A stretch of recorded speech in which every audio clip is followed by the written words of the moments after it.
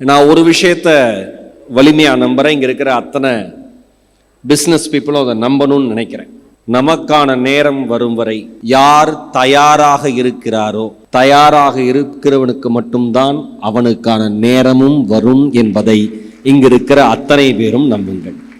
எப்பயுமே ஒரு போர் வீரன் போர் சூழல்ல தயாரா இருக்கணும். தூங்கிட்டு இருக்கிறவன் எழுப்பி, எதிரி நாட்டுல இருந்து படை வீரர்கள் வந்துட்டாங்க எந்திரான்னு சொன்னோன்னே, இன்னொரு 5 நிமிஷம் தூங்கிக்கவா, நம்ம அலாரம் வைக்கிறோம்ல, இன்னொரு 10 நிமிஷம் ஸ்னூஸ், 10 நிமிஷம் ஸ்னூஸ், 10 நிமிஷம் ஸ்னூஸ்.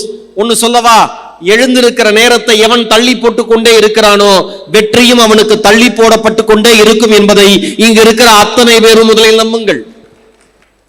எழுப்புனா எந்திரிச்சு போருக்கு போயிடுவான், தயாரா இருப்பான். உடல் ரீதியா மன ரீதியா அவன் பயிற்சி பெற்ற முறையில அத்தனை விதத்திலும் தயாரா இருப்பான். ஒரு பிசினஸ்மேன் என்பவன் எத்தனை இடர் வந்தாலும் எப்பொழுது போட்டி போடுவதற்கான நேரம் வர வேண்டுமோ அப்பொழுது தயாராக இருந்தால் அந்த பிசினஸ் பீப்புள் அந்த பிசினஸ்ல சிகரத்தில் இருப்பார்கள் என்பது இங்க இருக்கிற அத்தனை பேரும் புரிஞ்சுக்கோங்க. எவன் ஒருவன் தான் செய்கிற வேலையை அதிகமாக காதலிக்கிறானோ அவன் எந்த நேரத்திலும் தயார் நிலையில் மட்டும்தான் இருப்பான்.